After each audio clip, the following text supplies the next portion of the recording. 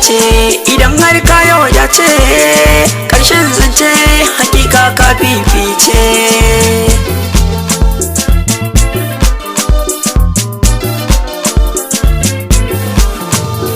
Labarin kauna za na faɗi ku ji farkon zance, domin an mini abin da araya zan yi mance. Sanadin soyayya duka jikina ya lalace, daidai da abinci sai an mini dole kamar na zauce. Na lalace kamar an bayar rance, na rame a tafarkin soyayya ce.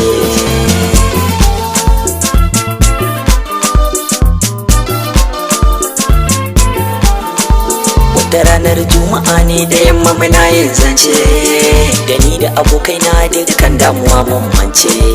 Sai ga wata yarinya ta zo ta gaban mu ta wuce, gani da na kasa faɗar komai tamkar na kurmance.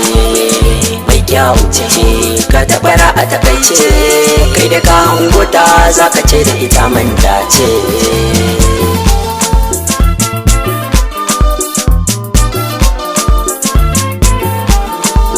Guda a cikinsu ya ce wai ya na ji kayi shiru ne, sai na ce masa gaskiya yau na yi gani da ido ne. Sai ya ce mun me ka gani ka faɗan ko zan magani ne, sai na ce masa so ya girma a raina ya yau zaune. Take jani mu je mi mata bayani, mu kai mata sallama sai ta amsa hakan ya yi min daɗi a raina.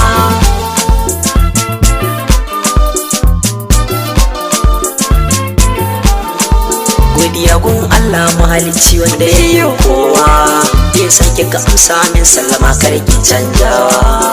A takaice ba mun rabu ba sai da lambar ta ne karbowa, na kira ta amsawa shagari jan zantawa.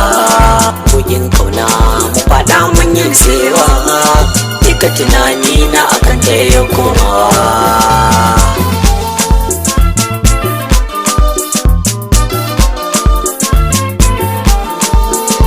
Soyayya kogin so mun yi nutsewa, kai har an turo manya rana an sanyawa. An samu na rana sai jarabawa ta yi isowa, waya ta bugo min sai na ji ta tana kokawa. Ki bari ko kamar so na yi mini bayani, idan har ni ma ba kya so na yi kokawa.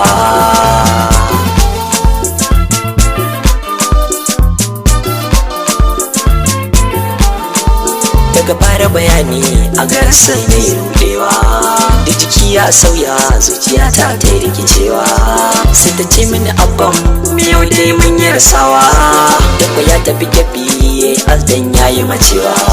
Tausayin ta sanya da ido na ne kokawa, sai na rarrashe ta haƙuri na yau bayarwa a gare ta.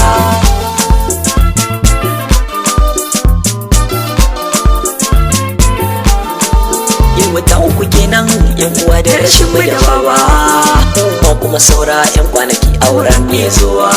Sai kawai mamar da ta ce sirki ta yau canzawa, ma'ana auren mu kawai an yi fasawa.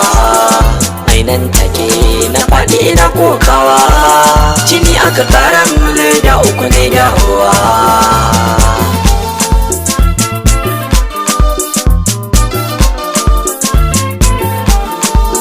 Yaya zan yi da rashi na abar ƙaunata, mai sauraro na ka faɗan ya zan yi na manta.